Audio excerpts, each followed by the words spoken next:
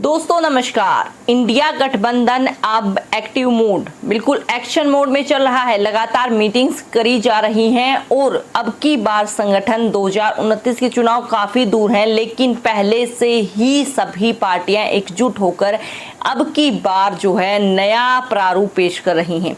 ऐसा इसलिए कहा जा रहा है क्योंकि जो इंडिया गठबंधन है उसकी मीटिंग हुई, उसके बाद कुछ महत्वपूर्ण मुद्दे सामने आए हैं कि इंडिया गठबंधन अब सीजेआई तक पहुंचने की तैयारी में है। क्या है पूरा मामला, आपको जल्दी जल्दी मैं वीडियो में बताऊंगी किस प्रकार से अब इंडिया गठबंधन जो है, क्योंकि पहले की अगर बात करें तो पहले जब चुनाव थे उस समय पर इंडिया गठबंधन एकदम से एकजुट नहीं हो पाया था, लेकिन अब की बार जो रणनीति है वो काफी सटीक बनती जा रही है। देखिए किस प्रकार से सभी पार्टियां जो है पहले से एक्टिव हो गई हैं, और क्योंकि अब उनके पास कांग्रेस में जाने के अलावा ऑप्शन नहीं है। नेशनल पार्टी के रिगार्डिंग अगर देखें तो सभी पार्टी जिस प्रकार से एकजुट हो रहे हैं, वो भी चुनाव से इतने दिन पहले, तो रणनीति अब की बार काफी ज्यादा सटीक हो सकती है, ऐसी जो है भनक लग रही है। पूरा मामला आपको बताऊंगी किस प्रकार से मल्लिकार्जुन खड़गे ने प्रेस कॉन्फ्रेंस करते हुए, जो कांग्रेस के प्रतिनिधि हैं, उन्होंने जो सभी इंडिया गठबंधन के नेता हैं उन सब की मीटिंग के बाद क्या अपडेट दिए, किस प्रकार से सीजेआई के सामने क्या मामला लेकर जाया जाएगा, और उसके अलावा उन्होंने कई महत्वपूर्ण बिंदु, क्योंकि अभी आगे मानसून स्तर आ रहा है सदन का, तो उसके लिए भी रणनीति सारे तरीके से अब एक्टिव मोड पर, एक्शन मोड पर चल रही है। जिस पार्टी के जो नेता विपक्ष हैं, हम कह सकते हैं राहुल गांधी हैं, और जिस पार्टी है कांग्रेस, जिसके लिए कहा जाता था कि सही और सटीक समय पर फैसले लेने में असमर्थ है, अब देखिए वो कितना एडवांस में पहले से ही फैसले लिए जा रहे हैं। मानसून स्तर के लिए पहले से सरकार को घेरने की तैयारी चल गई है। इसी के साथ न केवल मानसून स्तर बल्कि सीजेआई तक पहुंचने की बात आखिर क्यों आई, वो सारे मुद्दे, वो पूरी प्रेस कॉन्फ्रेंस के महत्वपूर्ण पॉइंट्स मैं आपको इस वीडियो में बताने वाली हूं। किस प्रकार से इंडिया गठबंधन में सभी जो पार्टियां हैं वो एकजुट होकर उन्होंने क्या रणनीति बनाई है। देखिए खबर स्क्रीन पर। दरअसल जो इंडिया गठबंधन के सभी बैठक हैं, उन सभी दल हैं, उनकी बैठक हुई और 5 बिंदुओं पर अपनी सहमति सभी ने जताई है। अब इन मुद्दों पर वो डटकर काम करेंगे, वो संसद का मानसून स्तर हो या जहां पर भी उनको मौका मिले सरकार को घेरने का या फिर सीजेआई तक पहुंचने का। सारी चीजें जो है जल्दी जल्दी बताऊंगी, आप देख सकते हैं खबर स्क्रीन पर। इंडिया गठबंधन की बैठक में सभी दलों ने 5 बिंदुओं पर अपनी सहमति जताई है। हम इन मुद्दों पर डटकर काम करेंगे। ये सहमति बनी है कि एसआईआर और मतदाता सूची में हेरफेर तथा चुनाव की निष्पक्षता के संबंध में भारत के मुख्य न्यायाधीश को एक पत्र भेजा जाएगा। ये पत्र उन्हें बहुत ही शीघ्र सौंपा जाएगा। जी हाँ, चुनाव को लेकर जो चीजें चल रही है, एसआईआर को लेकर जो अभी पीछे सुप्रीम कोर्ट ने फैसला दे दिया कि उसमें कोई खामी नहीं है। अब जो है इंडिया गठबंधन जो सारी पार्टियां हैं, सभी पार्टियां एकजुट होकर सीजेआई को पत्र लिखेंगी उसके बारे में कि देश में चुनाव निष्पक्ष होने चाहिए। उसके बाद अगला जो महत्वपूर्ण बिंदु है वो आप देख सकते हैं।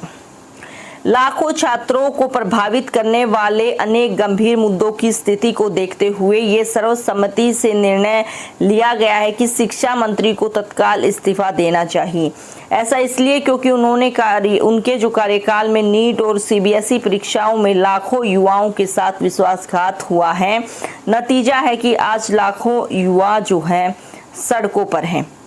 जी हाँ दोस्तों, आप सभी जानते हैं कॉकरोच जनता पार्टी हो या विपक्ष हो और कांग्रेस तो अपने स्तर पर अलग अलग राज्यों में पूरा जो है बड़े तरीके से प्रदर्शन कर रही है कि जो शिक्षा मंत्री हैं धर्मेंद्र प्रधान, उनका इस्तीफा होना चाहिए, क्योंकि जो नीट परीक्षा बार बार जो लीक हो रही है उस संदर्भ में इसको लेकर भी जो है सभी पार्टियां जो हैं इंडिया गठबंधन के अंतर्गत उन्होंने सहमति जताई है।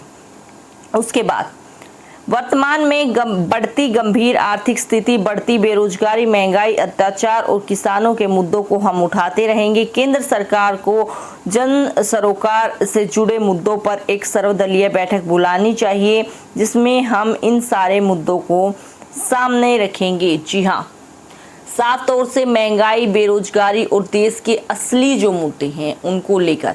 दोस्तों, इन सभी मुद्दों से पता क्या चल रहा है कि अब देश का जो विपक्ष है, जो बार बार कहा जाता था, सुनाई देता था कि देश का विपक्ष कहाँ है, आवाज क्यों नहीं उठ रही है, तो अब एक सशक्त विपक्ष, मैं ऐसा नहीं कह रही हूँ कि अभी से जो है बीजेपी सरकार को हिलाना इतना आसान है, जो अभी आधे से ज्यादा राज्यों में सरकार चल रही है, काफी मजबूत सरकार है, लेकिन अब जो है एक सशक्त विपक्ष का सामना जरूर से भारतीय जनता पार्टी को करना पड़ेगा, क्योंकि सभी जो पार्टियां हैं वो एकजुट होकर अब अपने मुद्दे रखेंगी।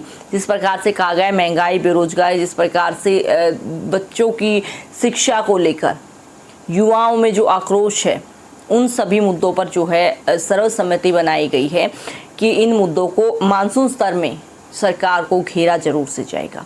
आगे देखिए, अगला जो महत्वपूर्ण जो मुद्दा है, इंडिया गठबंधन का जो पूरा सभी दल हैं वो हर 2 महीने में बैठक करेंगे। हमारी अगली बैठक अगस्त में हैदराबाद में होगी।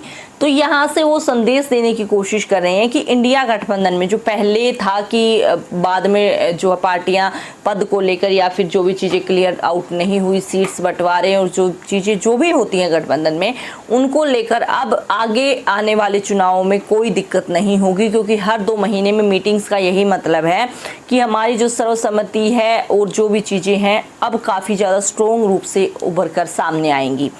और अगली जो महत्वपूर्ण बिंदु हम उस पूरी प्रेस कॉन्फ्रेंस से निकाला जो वो है, मानसून स्तर के दौरान संसदीय समन्वय जारी रहेगा और हर सुबह नेता प्रतिपक्ष के कार्यालय में समन्वय बैठक आयोजित की जाएगी। यानी कि पूरे तरीके से ये क्लियर कर दिया गया है कि अब विपक्ष जो है अपनी प्रेजेंटेशन कि अभी विपक्ष अपनी उपस्थिति को सरकार को दिखाएगा, जिससे सरकार की मुश्किलें बढ़ने वाली हैं।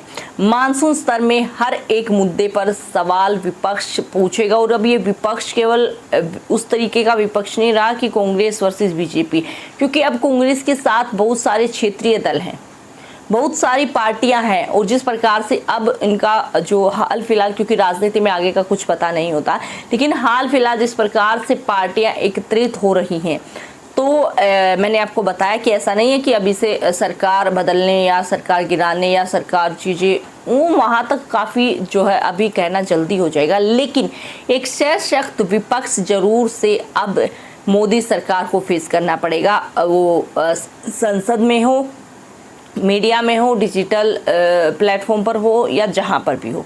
तो इस पूरे मामले को लेकर आपकी क्या राय है? क्या अब इंडिया गठबंधन इतना सशक्त हो जाएगा कि मोदी सरकार को मात दे पाएगा? जो भी इस पूरे मामले पर आपकी राय हो, हमारे साथ कमेंट बॉक्स में जरूर शेयर कीजिए। फिर मिलते हैं, तब तक के लिए आप सभी को जय हिंद, जय भारत।